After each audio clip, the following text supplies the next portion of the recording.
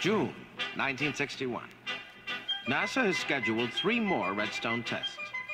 But Al Shepard's flight is felt to have been so successful that Mercury management decides to go with just 1 more. Taking place on July 21st, it proves to be something more than a routine repeat of Al Shepard's ride in the sky. 10, 9, 8, 7, 6, 5. Again, this is the voice of Colonel John Shorty Powers. The actual countdown is being made by Al Shepard, now serving as capsule communicator. 4, 3, 2, 1. Ignition. Lift off. Lift. Roger, this is Liberty Bell 7. The clock is operating.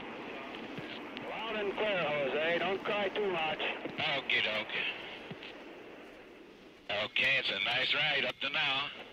Loud and clear. Roger. Okay, the fuel is go, about 1 1/4 G's. Cabin pressure is just coming off the peg. The oxygen is go with 26 amps.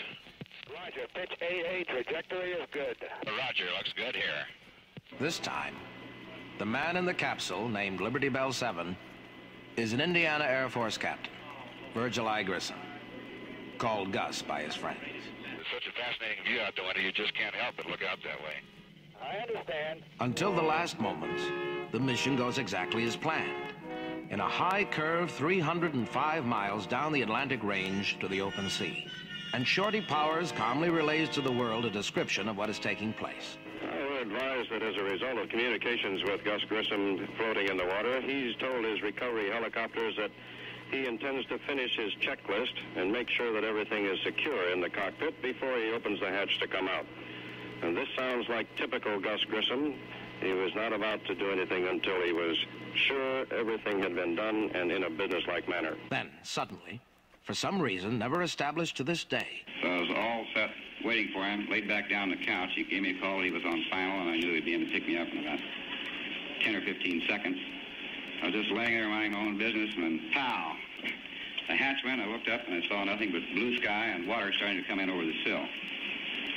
So I tossed my helmet off, and the only 2 moves I remember making was tossing my helmet off and grabbing the instrument panel and pulling myself out. I only remember grabbing the instrument panel. I don't even remember going out the door. But the chopper pilot said the door came off immediately, followed by myself.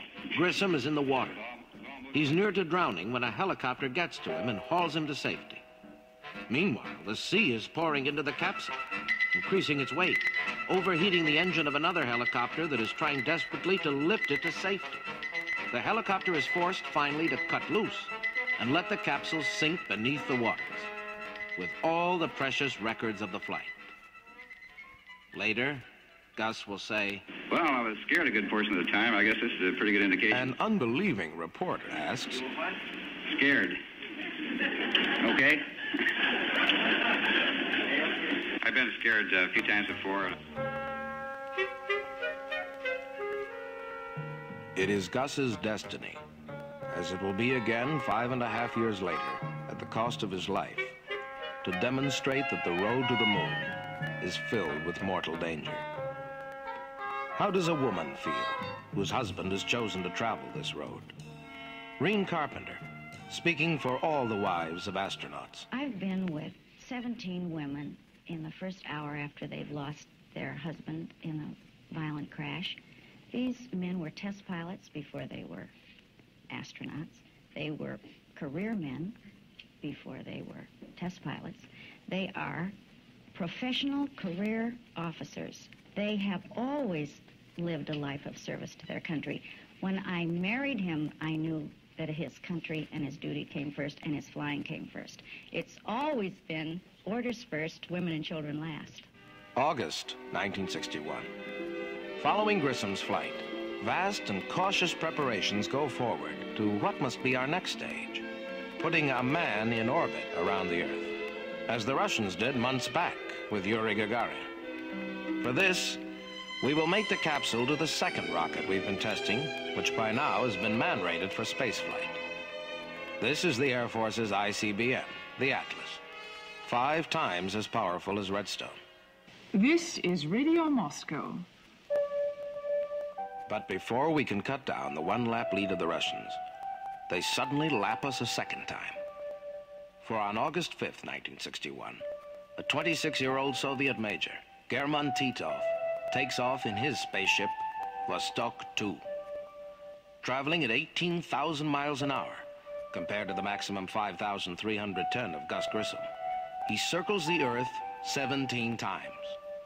During his 25 hours and 18 minutes in the air, he travels 435,000 miles, almost far enough to go to the moon and back.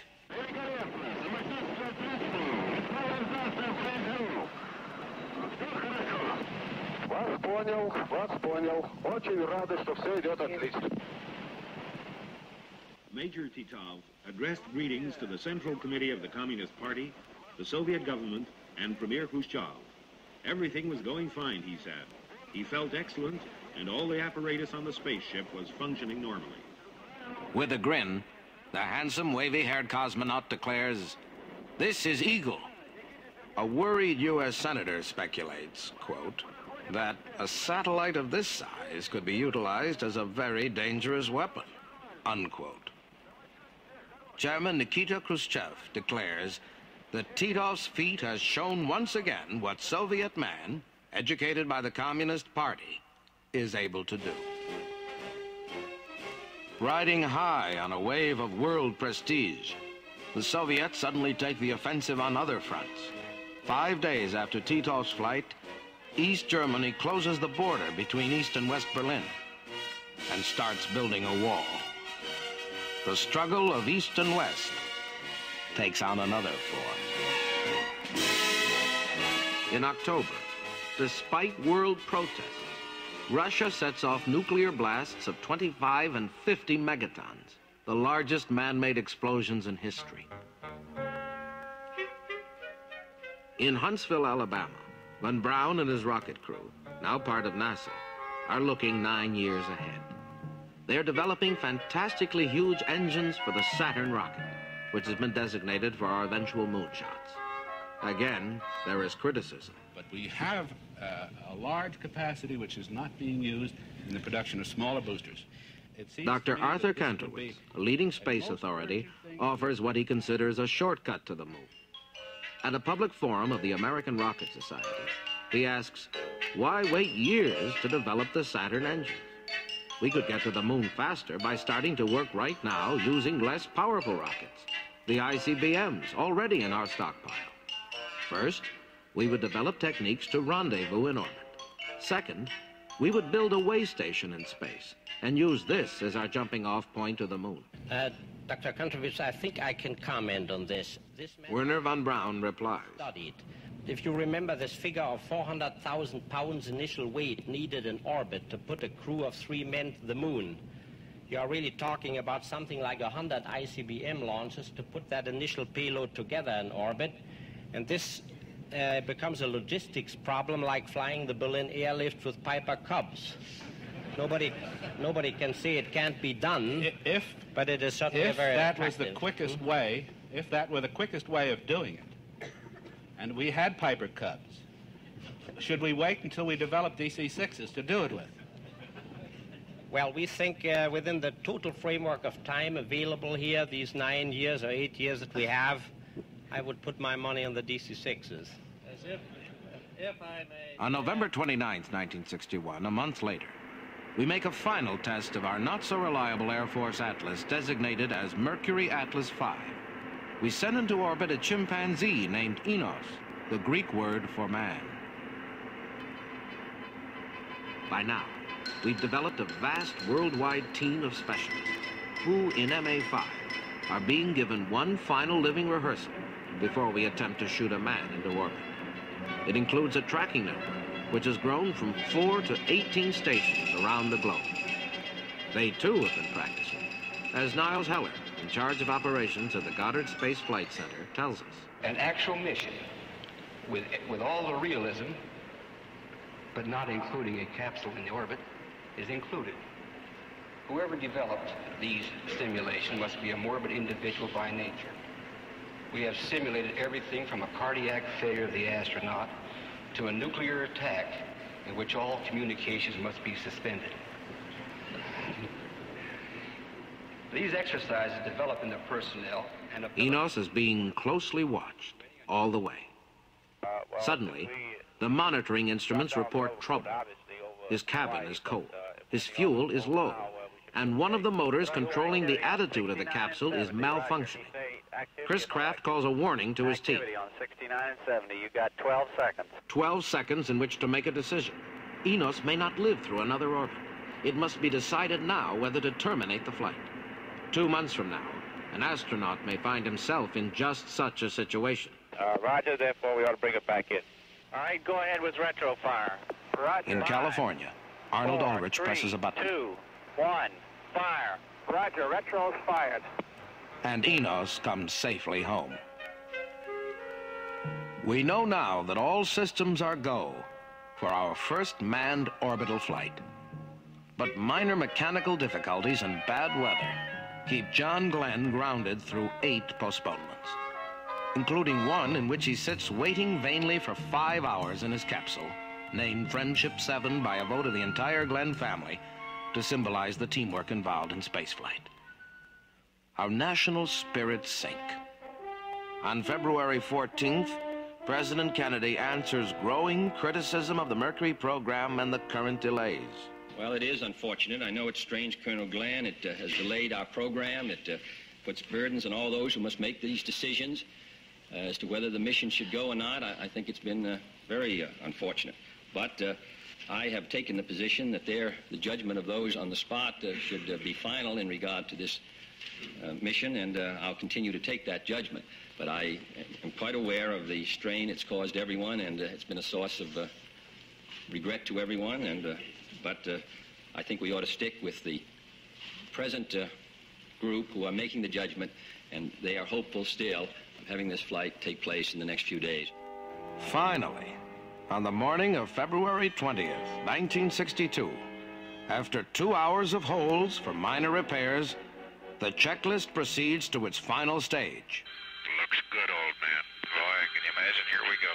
Hot dog, back to 1. Status check, pressurization. Locks taking. Have a blinking high level light. You are go. Water systems, go. Range operations. Mercury capsule, go. All pre-start panel lights are correct. The ready light is on. Eject Mercury umbilical. Oil evacuate. Mercury umbilical clear. Mercury evacuate. Lights on. All recorders too fast. T-minus 18 seconds. They're our last-second farewell. May the wee ones be with. Good Lord, ride all the way. Godspeed, John Glenn. 10, 9, 8, 7, 6, 5, 4, 3, 2, 1, 0. Roger, the clock is operating. We're underway. Roger, we're And the first American has taken off for orbit to circle the globe 3 times.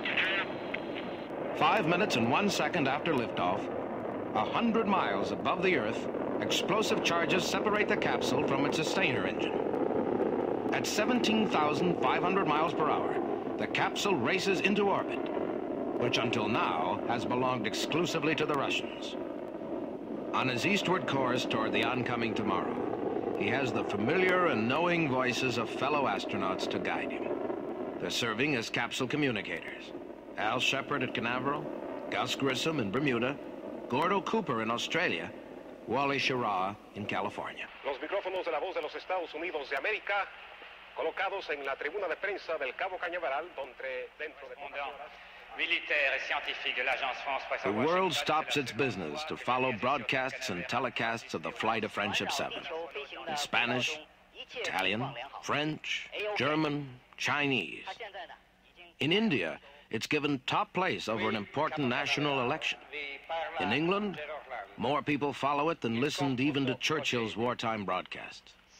Here at home, 100 million Americans watch at 40 million television sets, including a giant screen set up in New York's Grand Central Station. This is Mercury Control. We'd like to confirm the liftoff time as where trains come and go half empty, while the travelers stand, journeying instead with John Glenn in space.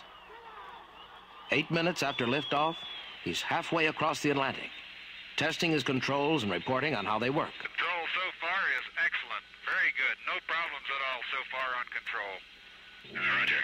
7 minutes later, he's looking down through his window at Africa, catching sight of a huge dust storm and brush fires. As he leaves Africa, a medical officer on the island of Zanzibar asks him how he is adjusted to weightlessness. This is Friendship 7. The head movements cause no sensations whatsoever. Feel fine. Reach test, I can hit directly to any spot that I want to hit. I have no problem reaching for knobs and have adjusted to zero G very easily, much easier than I really thought I would. As he will explain later, a human being adapts to this situation. I recalled the fact that I had this little hand camera once, and I had taken a picture, and I wanted to do something with a switch immediately, and it just seemed natural at that time. After I'd been weightless for, I guess it was a half hour or 45 minutes, I had acclimated to this rapidly enough that it just seemed perfectly natural. Rather than put the camera away, I just put it out in midair and let go of it and went ahead with the switch position here and reached back to the camera and went on with the word. Telemetry equipment relays his blood pressure back to Canaveral. 120/80, perfection itself for a man half his age. An excellent pulse of 86. He's covering 3.5 miles in space with each heartbeat. Passing over Australia, Glenn sees clearly the bright lights that the city of Perth has turned on to greet him. He chats with friend Gordo Cooper, assigned to the Muchea tracking station. That was sure a short day. Say again, Friendship 7? That was about the shortest day I've ever run into. Time passes rapidly, huh? Yes, sir. Halfway across the Pacific, heading for his first sunrise, he runs into a weird sight, as he will later describe it. Because a lot of the little things that I thought initially were stars were actually a bright yellowish green, about the size and intensity as looking at a firefly on a real dark night. They did not appear to be emanating from the capsule. They appeared to have even distribution across on each side of the capsule. And we saw it on all three orbits, about the same length of time at each sunrise. They were very luminous, a yellowish green color. And as George Ruff, our psychiatrist, listened to this and said, "What did they say, John?" Scientists will kid Glenn about his fireflies, and they will remain a mystery until 3 months later, when they will suddenly and accidentally be cleared up. But just now, as he flies over Mexico, a serious problem grabs his attention. His automatic controls, which he had counted on to maintain attitude while he carried on various tests and experiments, have gone out of whack. The spacecraft keeps drifting to the right, like an automobile with its front wheels out of alignment. Glenn is forced to take charge and use fly-by-wire, a semi-automatic operation that keeps him from other tasks and uses up precious hydrogen peroxide fuel he will need later for re-entry. Now passing over Cape Canaveral, John Glenn has completed one full orbit. His mood is supremely serene. But down below at Cape Canaveral, Mercury Control is deeply worried for him. A signal coming from the capsule by telemetry is warning of trouble in the broad face of the capsule, against which Glenn is resting his back and which he cannot see. Directly behind him, like a jack-in-the-box, is packed the landing bag. It's meant to pop out just before splashdown, pushing ahead of it the remains of the heat shield, so that both together will cushion the shock of impact. But the signal warns that the landing bag has deployed or pushed out prematurely. If so, the heat shield may also have been pushed loose, that fiberglass honeycomb that serves to absorb the terrible 3,000-degree heat built up by friction during re-entry. Without a heat shield, the capsule will melt. The pilot will be incinerated to ashes. What to do? A call goes to Al Shepard, capsule communicator. Capcom, TM. Go ahead, TM. Roger, you do have a valid impact bag signal up at this time. A valid what? Impact bag signal. Segment 51 is indicating a valid signal. Okay, let me check it out. Roger. In other words, you should have no signal at this time. Yeah, that's what I thought. The important aspect here would be that he keeps the landing bag off until he needs it. Mercury Control decides not to worry Glenn at the moment, but simply to ask him to make sure that the landing bag deploy switch is properly in off position. Will you confirm that your landing bag switch is in the off position, over? That is affirmative. Landing bag switch is in the center off position. But at Canaveral, the discussion goes on. How best to cope with a seemingly defective heat shield? What's going to happen when we cut the retro straps loose? Now, we know also that the retro pack will hold the heat shield up. This is Al Shepard. How much does the bag have to displace before this limit switch is actuated? I couldn't answer that one, Al. I don't know. Well, if the straps are going to hold the goddamn thing in there, it's not going to move anyway, is it? That's right. It shouldn't move, see. I would assume that it would be tight enough that it would hold it up there. See, Al, we might get in trouble the other way. By keeping that pack on. Yeah, but you're in a hell of a lot less trouble with the pack on than you are with the bag off. This is right. Yeah, we want to be damn sure on this one, Ed, because if that lining bag comes down, it's disastrous, whereas it's not disastrous if we make a re-entry with the retros on. The tension builds. As John races past Hawaii for the last time, he's finally told about the problem. A test is made to check yet again on whether the heat shield is out of its proper position or whether the trouble signal being received is wrong. Friendship 7, we have been reading indication on the ground on segment 51, which is landing bag deploy. We suspect this is an erroneous signal. However, Kate would like you to check this by putting the landing bag switch in the auto position and seeing if you get a light. Do you concur with this, over? Okay, if that's what they recommend, we'll go ahead and try it. Are you ready for it now? Affirmative, when you're ready. Roger. Negative. In automatic position, I do not get a light, and I'm back in the off position now. Over.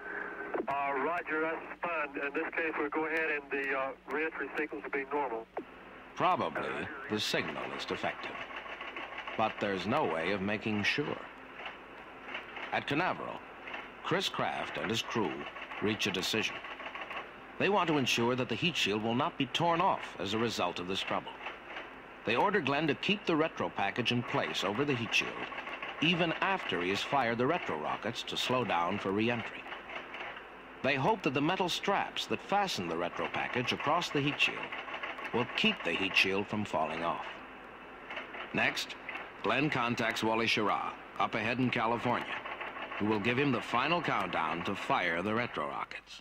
I'll leave your retro pack on through your pass over Texas. Do you read? Roger. Around the world, hundreds of millions wait breathlessly before TVs and radios as the two astronauts talk between Earth and orbit. Glenn checks that the capsule is set exactly right for retrofire, but the green panel lights confirm the equipment is ready. A controller starts the countdown, and Schirra joins in. 4, 3, 2, 1, fire. Retro fire. Roger. Retros are firing. Oh, Roger, baby. Feels like I'm going back toward Hawaii. Don't do that. You want to go on the East Coast.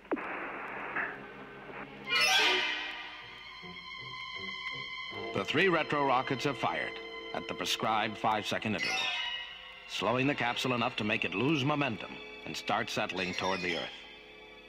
But then, as it plows back into the thick atmosphere, friction builds up outside the capsule, toward the expected 3,000 degrees. Mercury Control at Canaveral keeps warning Glenn. This is Texas Capcom Friction 7. We are recommending that you leave the retro package on through the entire re-entry. Do you read? This is Friendship 7. What is the reason for this? Do you have any reason, over? This is the judgment of Cape Flight. Glenn, now flying backward, lies helpless on his contour couch. He hears loud thumping noises behind him and sees fiery debris sail past his window. Telemetry signals reveal at Cape Canaveral the quickened heartbeat under his surface control, from 86 beats per minute to 132. Then, silence, as the heat and friction barrier block out all radio signals. At Mercury Control, Al Shepard calls over and over. Friendship 7, this is Cape. Do you read? 7, this is Cape. Do you read? Over. Friendship 7, this is Cape. Do you read? Over. Then, finally, from a capsule falling free to Earth. Loud and clear. How me? Roger. Reading you loud and clear. How you doing? Oh, pretty good. My condition is good, but that was a real fireball, boy. I had great chunks of that retro pack breaking off all the way through. At 28,000 feet, the drogue chute is exploded out and opens. Then the main parachute. Main chute is on green. Chute is out in reef condition at 10,800 feet and beautiful chute. Chute looks good. On O2 emergency and the chute looks very good. To a slow 5-minute descent to the South Atlantic, hitting the water 4 hours, 55 minutes, and 23 seconds after launch. He waits patiently as the destroyer Noah cuts 6 miles across the water. 17 minutes later, it comes alongside and hoists capsule and pilot aboard together. 5 pounds and 5 ounces lighter than the man who entered the capsule at dawn. Infinitely wiser now, and far more renowned, John Glenn comes out on the deck into the glow of his 4th sunset of the day. He's shown that man has a definite role in space, because without him, the capsule might never have come home. And he's proved the worth of Project Mercury.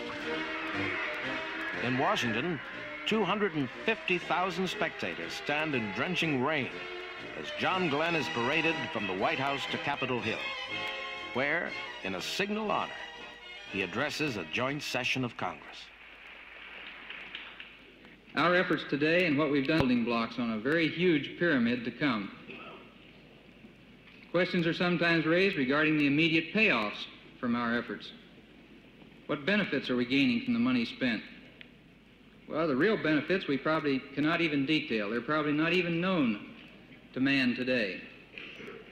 But exploration and the pursuit of knowledge have always paid dividends in the long run, usually far greater than anything expected at the outset.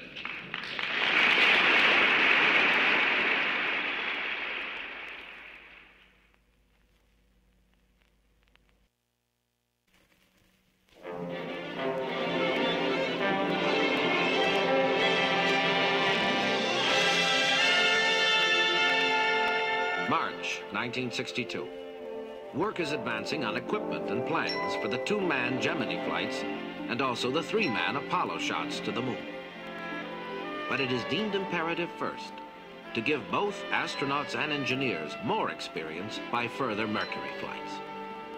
Next in line is Air Force Captain Donald K. Slayton, the country boy from Wisconsin, most experienced test pilot of the original 7, who once declared, I would give my left arm to be the first man in space. He missed that first, but is content to follow Glenn as the 4th American in space.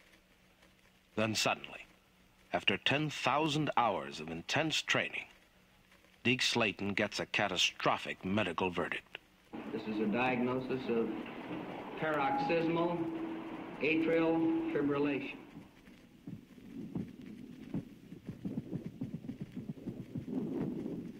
In other words, every now and then, Deke Slayton's heart goes into an irregular beat. It hasn't affected him the least in testing jet plane. But can he take the strains of spaceflight? Can NASA risk having him die in his capsule? On March 15th, NASA announces that Deke Slayton has been replaced for Flight MA7 by Scott Carpenter. Deke comments, And of course, my feelings, I think, are very obvious.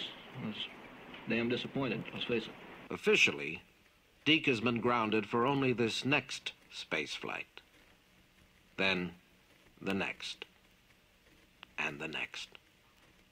Obstinately, he declares. My feeling about it has been, well, hell, I'll keep fighting it. And one of these days I might beat them, and until I do, as long as I can contribute something to the program doing what I'm doing, of anything else I'd rather be doing. It is his destiny to find his space career on the ground. As more pilots come into the program, a supervisor is required. Deke is the one and only choice of the pilots themselves. If I can't be flying personally, I want to be as close to it as I can. And I don't know anybody else in the world that's got a good program as we have. On April 26, 1962, we managed finally to touch a finger to the moon 3 years after the Russians.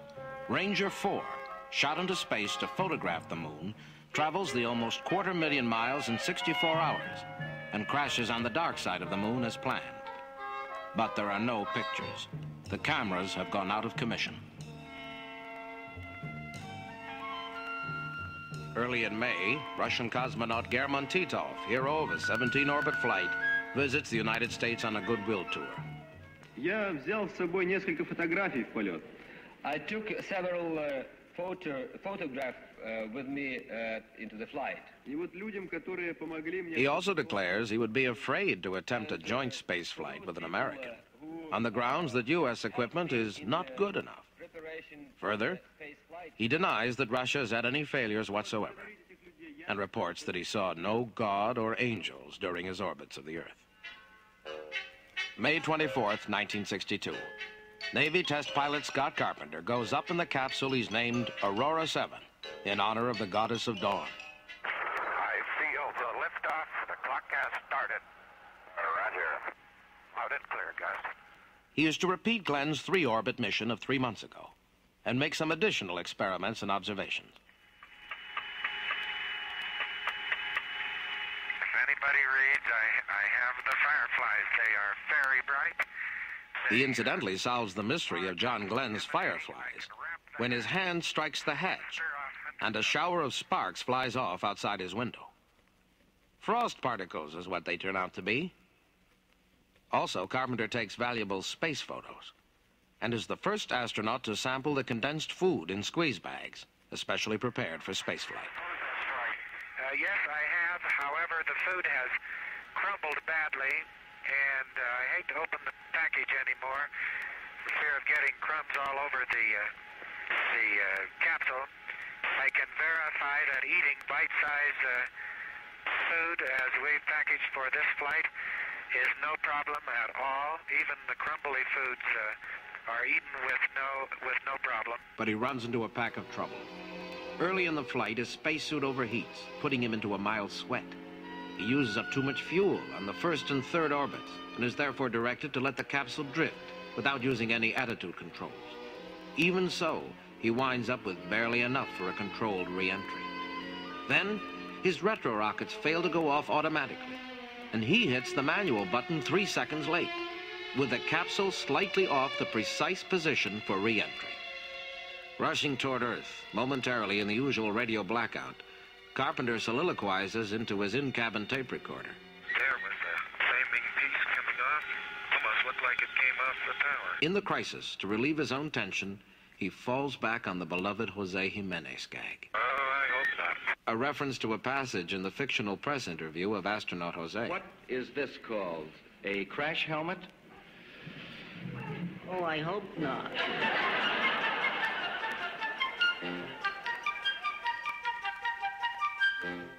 Carpenter splashes down some 200 miles off target, far from the ships and their helicopters waiting to recover him.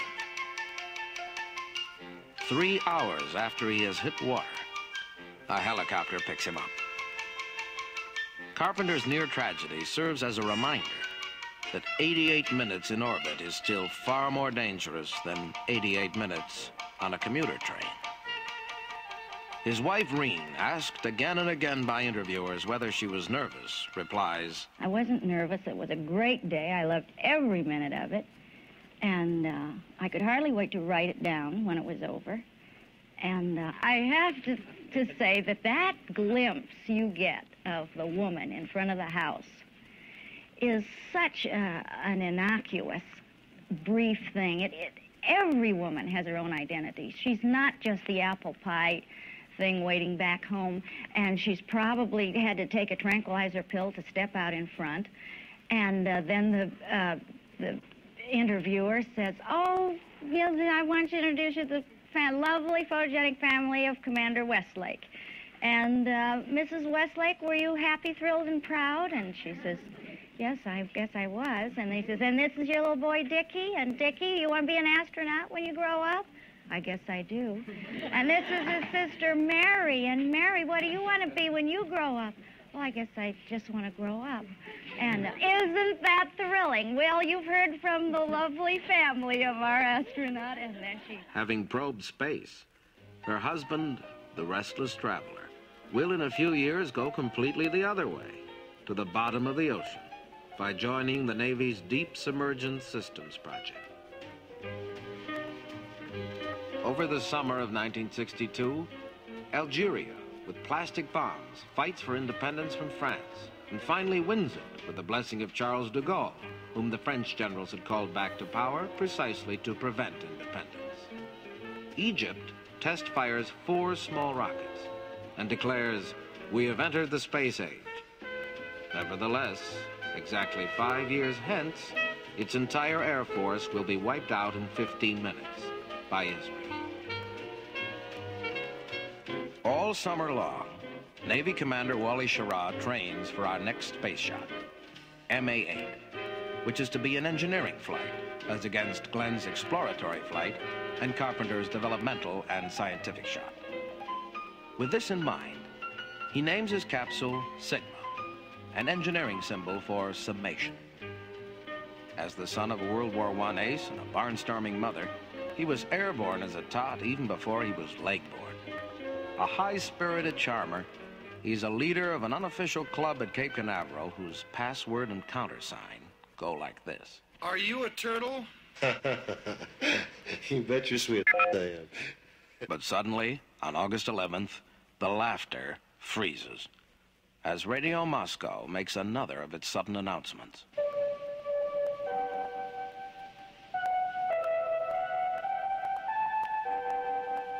We learned that a third Soviet cosmonaut, Major Adrian G. Nikolaev, has been launched into orbit aboard Vostok 3. A day later, cosmonaut number 4, Lieutenant Colonel Pavel R. Popovich, is shot into the same orbit. Within an hour, we are told, Popovich has made radio contact with Nikolaev. Soon after, Nikolaev sights his friendly pursuer, and they do 47 complete orbits of the Earth in adjacent flight, close enough to see each other's spacecraft most of the time. August 15th, 4 days after the first launch, both cosmonauts return safely to Earth. Nikolaev has racked up a record 64 orbits, and Popovich, his junior partner, 48. It adds up for Nikolaev to a sensational 1,645,000 miles in 95 hours and 25 minutes of flying time. During their flight, President Kennedy, in a television address, congratulates the Russians on an extraordinary achievement. Further, he states, I know that many of you have your eyes fixed in space and are interested and concerned about the extraordinary accomplishment of the Soviet Union in that area. I have said from the beginning that this country started late in the 1950s. We are behind and will be behind for a period in the future. But we are making a major effort now, and this country will be heard from. We are heard from, as it happens, exactly 7 weeks later. On October 3rd, 1962, Wally Schirra suits up and tells a couple of friends, I've got nothing better to do today, so I guess I'll take a trip around the world. I have liftoff, clock has started. She feels real nice. Oh, she's riding beautiful, Dick.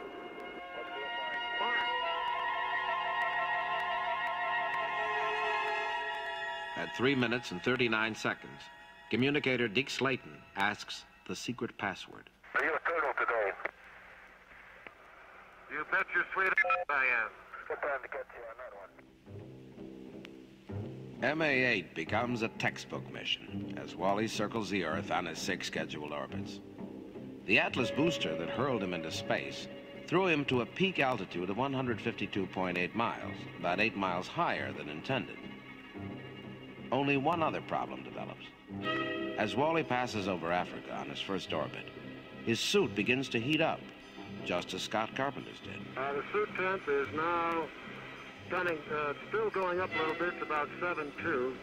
I am setting at suit temperature of number 5, and I'll give it a little more time to try to cool down. By the time he reaches Mexico, the cabin temperature is up to 100 degrees. But Wally solves the problem all on his own. As the astronaut who specialized on design of the spacesuit at the start of the program, he knows as much about it as anybody in Mercury Control. After a couple of hours of tinkering... Now, Deke, I finally got a grasp on this thing where I'm beginning to feel a little cooler, and the suit inlet temperature is now down to 7.6, and I'm getting cooler. The suit inlet is now about 7.5 to 7.6, so I am making progress. But I'd rather not throw in the sponge on the settings I have so far. In his last sunrise of the day, Wally comes to the end of his mission. He puts the capsule in position for re-entry by aiming it at several stars and planets, including Jupiter.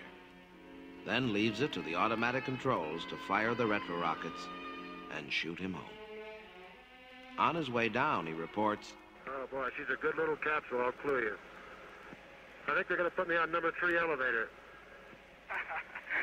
Good show. Stand by. I'll call the Cape, see if they have anything. He splashed down a scant 2.5 miles off target, northeast of Midway Island, scene of an historic naval battle of World War II. He's flown his 6 orbits in some 9 hours, a normal business day for earthbound workers. And for more than a third of the time, at negligible expense to the taxpayer, he simply drifted in his fixed orbit without using fuel. In his confidential self-debriefing, he expresses esteem for his capsule. I definitely fell in love with Capsule 16. Capsule 16, the crew that prepared that bear, the flight itself, truly is a high point in my life. 19 days later, the sharp space rivalry of America and Russia comes down to earth in what the current phrase calls an eyeball-to-eyeball confrontation. One that threatens the entire future of both Earth and space. This government, as promised, has maintained the closest surveillance of the Soviet military buildup on the island of Cuba. Within the past week, on October 22nd, 1962, President Kennedy, in a grim but matter-of-fact television talk, warns the American people that Russia has emplaced launch pads and nuclear missiles in Castro's Cuba. The purpose of these bases can be none other than to provide a nuclear strike capability against the Western Hemisphere. Each of these missiles, in short, is capable of striking Washington, D.C., the Panama Canal, Cape Canaveral, Mexico City, or any other city in the southeastern part of the United States. We set up a naval quarantine of Cuban waters to prevent the Russians from delivering any more missiles. The Strategic Air Command is put on alert, and invasion troops are prepared. We are on the edge of war. At the last moment, Khrushchev backs down and takes his missiles home. As top scientists and other public figures continue to attack manned moon flight as wasteful and useless, NASA Administrator James E. Webb replies, "The main benefit to the United States from the manned space program is to learn how to operate in space with men. To select the target of a lunar landing is to focus..." This is a step-by-step program in which we are gaining experience as rapidly as we can without going into what might be called a crash program. Project Mercury speeds up its schedule. Because of Shiraz's success, a second flight of 6 orbits is canceled in favor of an 18-orbit shot, or more. A batch of 9 new astronauts goes into training for the 2-man flights, Gemini, that will follow Mercury. The public hears names that will not make an impression for yet another 3 or 4 years. Neil Armstrong, Pete Conrad, Tom Stafford, Ed White.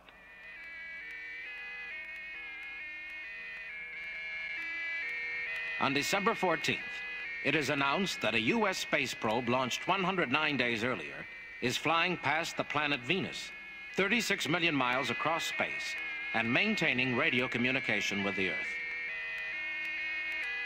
From Venus, it continues onward the same distance to go into eternal orbit around the sun.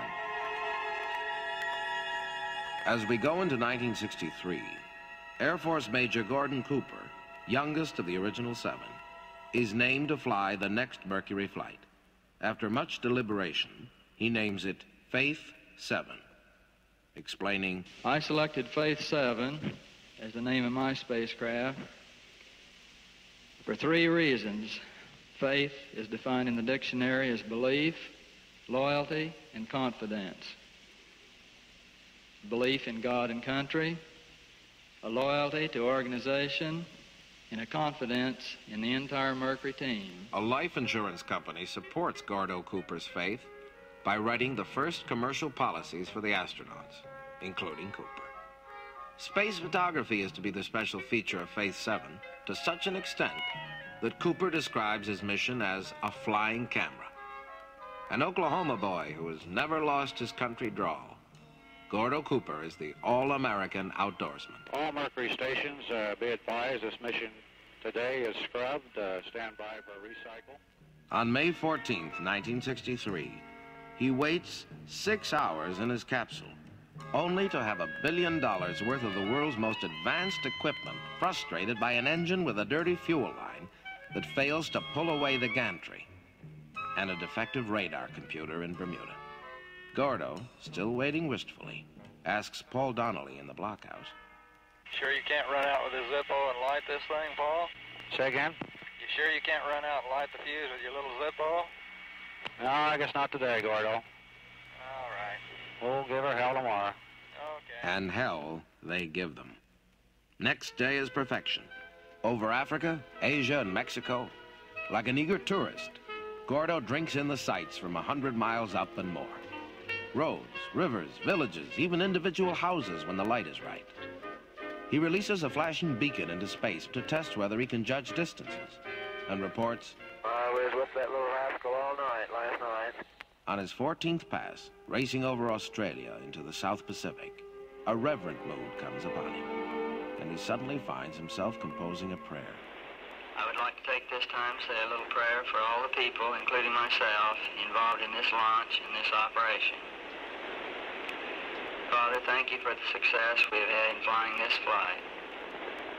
Thank you for the privilege of being able to be in this position, to be in this wondrous place, seeing all these many startling, wondrous things that you've created.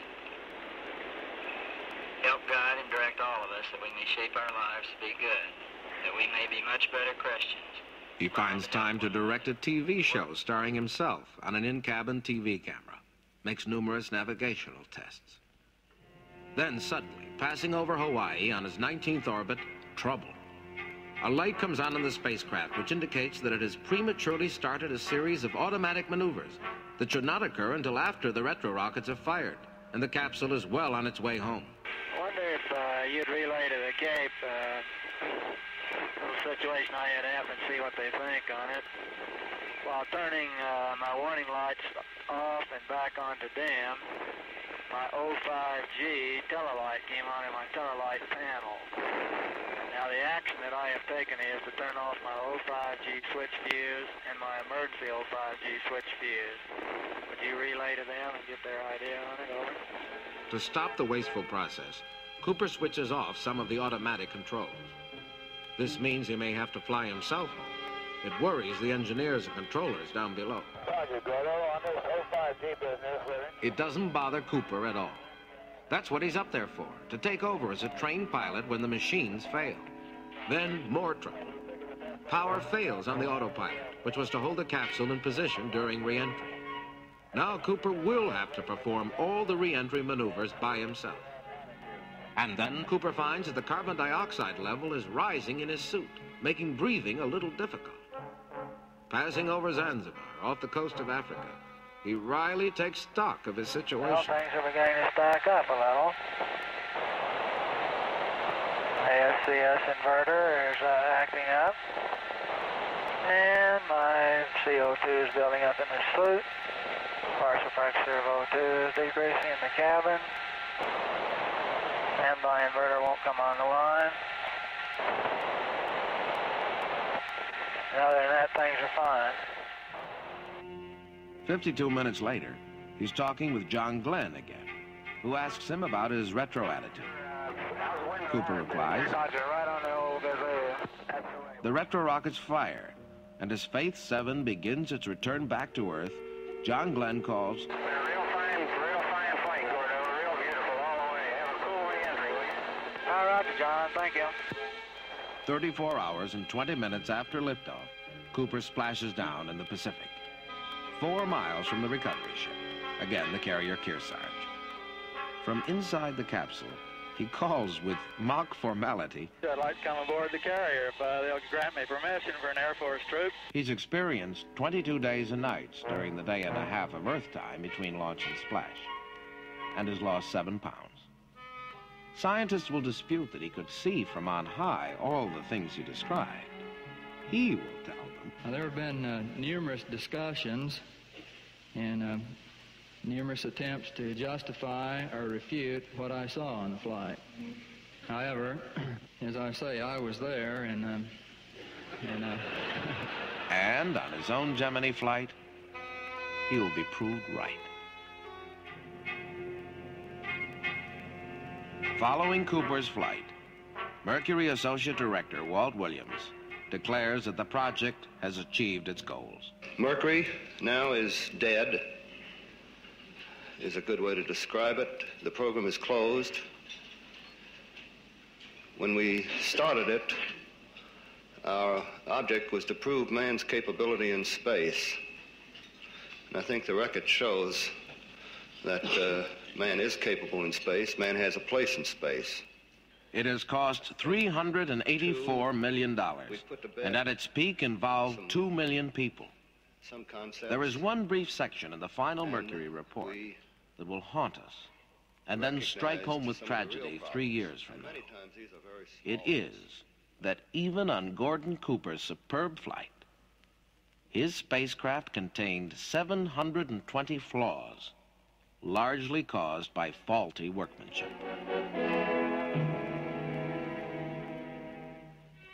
Backstage, out of the public view, work pushes ahead simultaneously on both Gemini and the ultimate moon flight program, Apollo. But it will be 22 months before an American goes into space again. And Russia laps us once again with the first woman in space and the first space romance.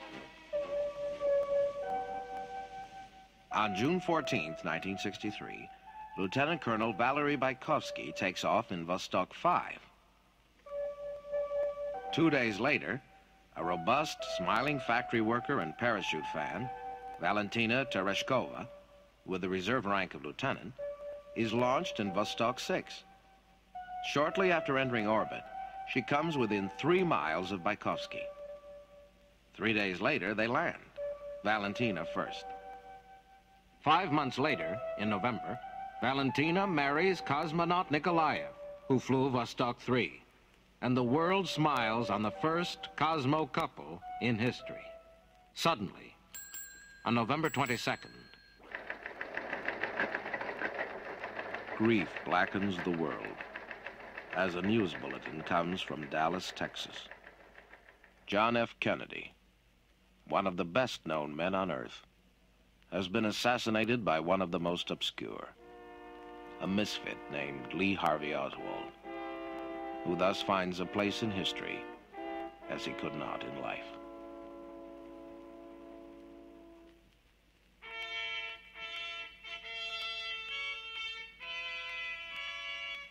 One week after the assassination, the new president, Lyndon Baines Johnson, by executive order, renames the Canaveral Space Center in memory of John F. Kennedy.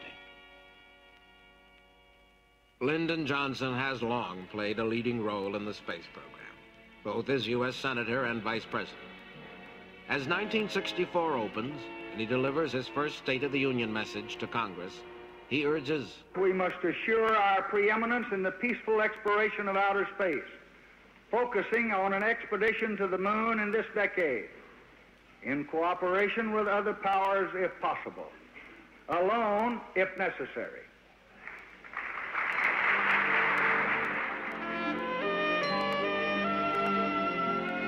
In fact, rivalry will sharpen in the years just ahead, as both sides take giant steps toward the moon.